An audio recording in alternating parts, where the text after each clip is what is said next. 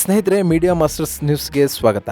ಗೆಳೆಯರೆ, ತಮಿಳುನಾಡಿನಲ್ಲಿ ಲೋಕಸಭಾ ಚುನಾವಣೆಯ ತಯಾರಿಗಳು ಭರ್ಜರಿಯಾಗಿ ನಡೀತಾ ಇವೆ. ಈ ಬಾರಿ 39ಕ್ಕೆ 39 ಸೀಟ್ಗಳನ್ನು ಗೆಲ್ಲಬೇಕು ಅಂತ ಇಂಡಿ ಮೈತ್ರಿಕೂಟ ಹೊರಟಿದೆ. ಬಿಜೆಪಿ ಪಕ್ಷ ಮಾಜಿ IPS ಅಧಿಕಾರಿ ಅಣ್ಣಾಮಲೈರನ್ನ ಬಳಸಿಕೊಂಡು ತಳ ಊರೋದಕ್ಕೆ ಪ್ರಯತ್ನ ಪಡ್ತಾ ಇದೆ. ರಾಮನಾಥಪುರಂ ಕ್ಷೇತ್ರದಿಂದ ಸ್ವತಃ ಮೋದಿಯವರೇ ಕಣಕ್ಕಿಳಿಯಬಹುದು ಅನ್ನೋ ಸುದ್ದಿಯನ್ನ ಹರಿಬಿಡಲಾಗಿದೆ. ಈ ಮೂಲಕ ತಮಿಳುನಾಡಿನ 5-6 ಕ್ಷೇತ್ರಗಳನ್ನಾದರೂ ಗೆಲ್ಲಬೇಕು ಅನ್ನೋ ನಿಟ್ಟಿನಲ್ಲಿ ಬಿಜೆಪಿ ಪಕ್ಷ ಹೊರಟಿದೆ. ಹೀಗಲ್ಲಿ ಲೋಕಸಭಾ ಚುನಾವಣೆಗಳಿಗೆ ತಯಾರಿಗಳು ನಡೀತಾ ಇರುವಂತಹ ಸಮಯದಲ್ಲೇ ಇಂಡಿ ಮೈತ್ರಿಕೂಟದ ಪ್ರಮುಖ ಪಕ್ಷ DMK ಹಾಗೂ ಅದರ ಮಿತ್ರ ಪಕ್ಷಗಳು ಈಗಾಗಲೇ ಸೀಟ್ ಶೇರಿಂಗ್ ಮಾತುಕತೆಗೆ ಮುಂದಾಗಿವೆ. ಈ ಬಾರಿ ಕಾಂಗ್ರೆಸ್ಗೆ ಕಳೆದ ಬಾರಿಗಿಂತಲೂ ಕಡಿಮೆ ಸೀಟ್ಗಳು ಸಿಗುವ ಸಾಧ್ಯತೆ ಇದೆ ಅಂತ ಹೇಳಲಾಗ್ತಾ ಇದೆ. ಯಾಕಂದ್ರೆ ಇಂಡಿ ಮೈತ್ರಿಕೂಟಕ್ಕೆ ಹೊಸ ಪಕ್ಷಗಳ ಸೇರ್ಪಡೆ ಕೂಡ ಆಗಬಹುದು ಅನ್ನೋ ನಿರೀಕ್ಷೆ ಇದೆ. ಹಾಗಾದ್ರೆ ತಮಿಳುನಾಡು ರಾಜಕೀಯದಲ್ಲಿ ಏನೆಲ್ಲ ಆಗ್ತಾ ಇದೆ, ಅಲ್ಲಿನ ಪಕ್ಷಗಳ ಚುನಾವಣಾ ತಯಾರಿ ಹೇಗಿದೆ, ಕಳೆದ ಬಾರಿ DMK ಪಕ್ಷದ ಚಿಹ್ನೆಯ ಅಡಿಯಲ್ಲಿ ಸ್ಪರ್ಧೆ ಮಾಡಿದ್ದ ಪಕ್ಷಗಳು ಈ ಬಾರಿ ಸ್ವತಂತ್ರವಾಗಿ ತಮ್ಮ ಪಕ್ಷದ ಅಡಿಯಲ್ಲೇ ಸ್ಪರ್ಧೆ ಮಾಡ್ತೀವಿ ಅಂತ ಇರೋದಕ್ಕೆ ಕಾರಣ ಏನು ಅನ್ನೋದ್ರ ಬಗ್ಗೆ ಒಂದಷ್ಟು ಮಾಹಿತಿಯನ್ನ ನಾವಿಲ್ಲಿ ನೋಡೋಣ.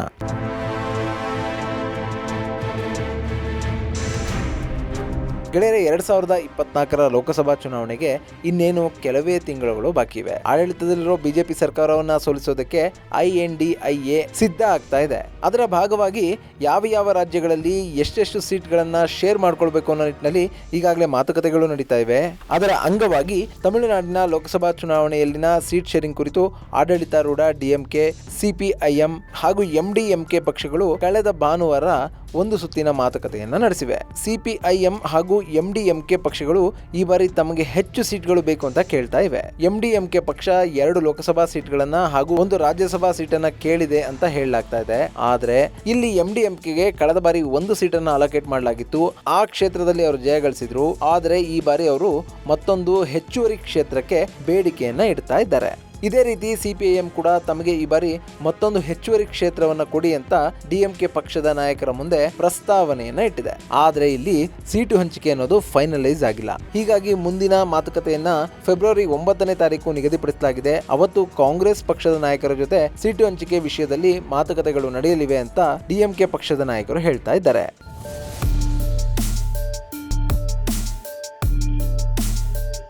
ಗೆಳೆಯರೆ, 2019ರಲ್ಲಿ ತಮಿಳುನಾಡಿನಲ್ಲಿ ನಡೆದ ಲೋಕಸಭಾ ಚುನಾವಣೆಗಳ ಬಗ್ಗೆ ನೋಡೋದಾದ್ರೆ DMK ನೇತೃತ್ವದ ಜಾತ್ಯತೀತ ಪಕ್ಷಗಳ ಒಕ್ಕೂಟ ತಮಿಳುನಾಡಿನಲ್ಲಿನ 39 ಕ್ಷೇತ್ರಗಳ ಪೈಕಿ 38 ಸ್ಥಾನಗಳನ್ನ ಗೆದ್ದಿತ್ತು. ಕಾಂಗ್ರೆಸ್ ತನಗೆ ಹಂಚಿಕೆಯಾಗಿದ್ದ 9 ಕ್ಷೇತ್ರದಲ್ಲಿ 8 ಕ್ಷೇತ್ರಗಳನ್ನ ತನ್ನ ಬುಟ್ಟಿಗೆ ಹಾಕೊಂಡ್ರೆ ಥೇಣಿ ಕ್ಷೇತ್ರವನ್ನ AIADMK ಪಕ್ಷಕ್ಕೆ ಬಿಟ್ಟುಕೊಟ್ಟಿತ್ತು. ಇತ್ತ DMK ತಾನು ಸ್ಪರ್ಧಿಸಿದ್ದ ಎಲ್ಲ 20 ಕ್ಷೇತ್ರಗಳಲ್ಲೂ ಕೂಡ ಗೆಲುವನ್ನ ದಾಖಲಿಸಿತ್ತು.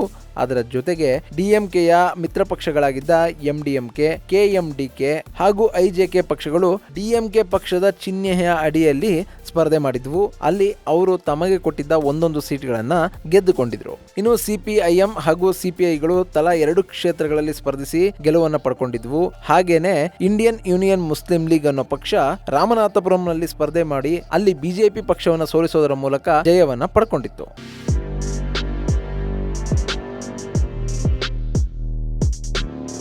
ಇನ್ನು ಕಳೆದ ಬಾರಿ ಬಿಜೆಪಿ ಮತ್ತು AIADMKಗಳು ಒಟ್ಟಾಗಿ ಚುನಾವಣೆಯನ್ನು ಎದುರಿಸಿದ್ವು. ಅಲ್ಲಿ AIADMK ಥೇಣಿ ಕ್ಷೇತ್ರವನ್ನ ಗೆಲ್ಲೋದ್ರ ಮೂಲಕ NDAಗೆ 1 ಸ್ಥಾನ ಸಿಗೋ ಹಾಗೆ ಮಾಡಿತ್ತು. ಆದ್ರೆ ಈ ಬಾರಿ ಆ 1 ಕ್ಷೇತ್ರವನ್ನು ಕೂಡ ಬಿಟ್ಟು ಕೊಡಬಾರದು ಅನ್ನೋ ನಿಲುವಿನಲ್ಲಿ DMK ಪಕ್ಷದ ನಾಯಕರಿದ್ದಾರೆ. ಹೀಗಾಗಿ DMK ಕಮಲ್ ಹಾಸನ್ ಅವರ ಮಕ್ಕಳ್ ನಿಧಿ ಮಯ್ಯಂ ಪಕ್ಷವನ್ನು ಕೂಡ ಮೈತ್ರಿಕೂಟಕ್ಕೆ ಸೇರಿಸಿಕೊಂಡು ಅವರಿಗೂ ಕೂಡ 1 ಸೀಟನ್ನ ಬಿಟ್ಟು ಕೊಡುವ ಬಗ್ಗೆ ಯೋಚನೆ ಮಾಡ್ತಾ ಇದೆ. ಈ ಮೂಲಕ ತಮಿಳುನಾಡಿನಲ್ಲಿ ಬಿಜೆಪಿಯ ಕೋಮುವಾದ ಹಾಗೂ ಕೇಸರಿ ರಾಜಕೀಯದ ವಿರುದ್ಧ ಗೆಲುವನ್ನ ಸಾಧಿಸಬೇಕು ಅಂತ DMK ಪಕ್ಷದ ನಾಯಕರು ಅಂದುಕೊಳ್ತಾ ಇದ್ದಾರೆ. ಆದ್ರೆ ಬಿಜೆಪಿ ಕೂಡ ತಮಿಳುನಾಡಿನಲ್ಲಿ ಈ ಹಿಂದೆ ನಿರ್ಮಿಸಿದ್ದ ತನ್ನದೇ ದಾಖಲೆಯನ್ನು ಮುರಿಯೋ ನಿಟ್ಟಿನಲ್ಲಿ ಹೆಜ್ಜೆಗಳನ್ನ ಇಡ್ತಾ ಇದೆ. ಹೀಗಾಗಿ ಅವರು ಈ ಬಾರಿ 5 ಕ್ಷೇತ್ರಗಳನ್ನಾದರೂ ಗೆಲ್ಲಬೇಕು ಅಂತ ಹೊರಟಿದ್ದಾರೆ. ಸದ್ಯಕ್ಕೆ AIADMK ಕೂಡ ಬಿಜೆಪಿಯಿಂದ ದೂರ ಇರೋದ್ರಿಂದ ಕಮಲ ಪಕ್ಷ ಈ ಬಾರಿ ಅಲ್ಲಿ ಸ್ವತಂತ್ರವಾಗಿ ಸ್ಪರ್ಧೆ ಮಾಡುತ್ತೆ. ತಮಿಳುನಾಡು ಬಿಜೆಪಿಯ ಅಧ್ಯಕ್ಷ ಅಣ್ಣಾಮಲೈ ಅಲ್ಲಿ ಈಗಾಗಲೇ ಪಕ್ಷವನ್ನ ಸದೃಢವಾಗಿ ಕಟ್ತಾ ಇದ್ದಾರೆ. ಹೀಗಾಗಿ ಈ ಬಾರಿ ಬಿಜೆಪಿ 4-5 ಸ್ಥಾನಗಳನ್ನ ಗೆಲ್ಲಬಹುದು ಅಂತ ಹೇಳಲಾಗ್ತಾ ಇದೆ. ಇದರ ನಡುವೆ ಪ್ರಧಾನಿ ನರೇಂದ್ರ ಮೋದಿ ತಮಿಳುನಾಡಿನ ರಾಮನಾಥಪುರಂ ಕ್ಷೇತ್ರದಿಂದ ಸ್ಪರ್ಧೆ ಮಾಡ್ತಾರೆ ಅಂತ ಹೇಳಲಾಗ್ತಾ ಇದೆ.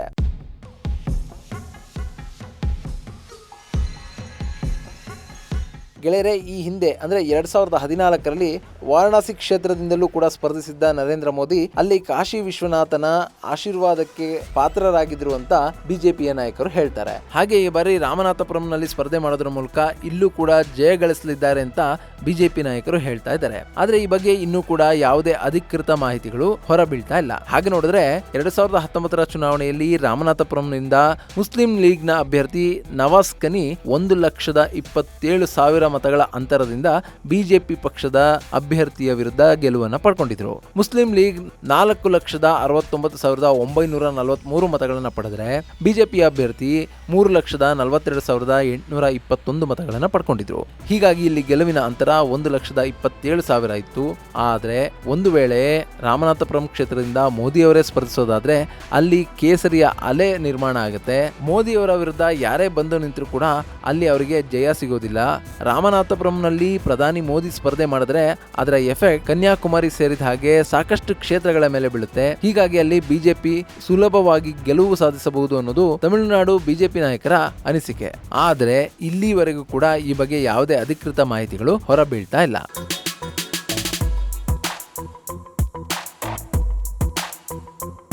ಒಟ್ನಲ್ಲಿ ಈ ಬಾರಿಯ ಎಲೆಕ್ಷನ್ ಅಲ್ಲಿ ಏನಾದ್ರೂ ಮಾಡಿ ಹೆಚ್ಚು ಸೀಟ್ಗಳನ್ನ ಗೆಲ್ಲಬೇಕು ಅಂತ ಇಂಡಿ ಮೈತ್ರಿಕೂಟ ಹಾಗೂ ಎನ್ಡಿಎಗಳು ಸಾಕಷ್ಟು ಪ್ರಯತ್ನವನ್ನ ಪಡ್ತಾ ಇವೆ. ಇಲ್ಲಿ ಇಂಡಿ ಮೈತ್ರಿಕೂಟ ಒಗ್ಗಟ್ಟನ್ನ ಪ್ರದರ್ಶನ ಮಾಡ್ತಾ ಇದ್ರೆ ಎನ್ಡಿಎ ಏಕಾಂಗಿಯಾಗಿ ಸ್ಪರ್ಧಿಸುವ ನಿರ್ಧಾರಕ್ಕೆ ಬಂದಿದೆ. ಆದ್ರೆ ಚುನಾವಣೆಗಳಿಗೆ ಇನ್ನೂ ಕೂಡ ಸಮಯ ಇರೋದ್ರಿಂದ ಅಲ್ಲಿ ಯಾರು ಯಾರ ಜೊತೆ ಆಗ್ತಾರೆ ಅನ್ನೋದು ಕುತೂಹಲಕ್ಕೆ ಕಾರಣ ಆಗ್ತಾ ಇದೆ. ಸದ್ಯಕ್ಕೆ ಡಿಎಂಕೆ ತಮಿಳುನಾಡಿನ ತನ್ನ ಮಿತ್ರ ಪಕ್ಷಗಳ ಜೊತೆ ಸೀಟು ಹಂಚಿಕೆ ವಿಷಯದಲ್ಲಿ ಮಾತುಕತೆಯನ್ನು ಮುಗಿಸಿದ್ದು, ಫೆಬ್ರವರಿ 9ನೇ ತಾರೀಕು ಕಾಂಗ್ರೆಸ್ ಪಕ್ಷದ ನಾಯಕರ ಜೊತೆ ಮಾತುಕತೆಯನ್ನು ನಡೆಸಲಿದೆ. ಆ ನಂತರ ತಮಿಳುನಾಡಿನಲ್ಲಿ ಸೀಟು ಹಂಚಿಕೆ ಪ್ರಕ್ರಿಯೆ ಸಂಪೂರ್ಣವಾಗಿ ಮುಗಿಯಲಿದೆ ಅಂತ ಹೇಳಲಾಗ್ತಾ ಇದೆ. ಇದು ಗೆಳೆಯರೆ ತಮಿಳುನಾಡಿನಲ್ಲಿ ನಡೀತಾ ಇರುವ ಲೋಕಸಭಾ ಸಮರದ ತಯಾರಿಯ ಕುರಿತಾದ ಒಂದಷ್ಟು ಮಾಹಿತಿ. ಮುಂದಿನ ವಿಡಿಯೋದಲ್ಲಿ ಮತ್ತೊಂದು ವಿಶೇಷವನ್ನ ನಿಮ್ಮ ಮುಂದಿಡ್ತೀನಿ. ಅಲ್ಲಿವರೆಗೂ ನಮಸ್ಕಾರ.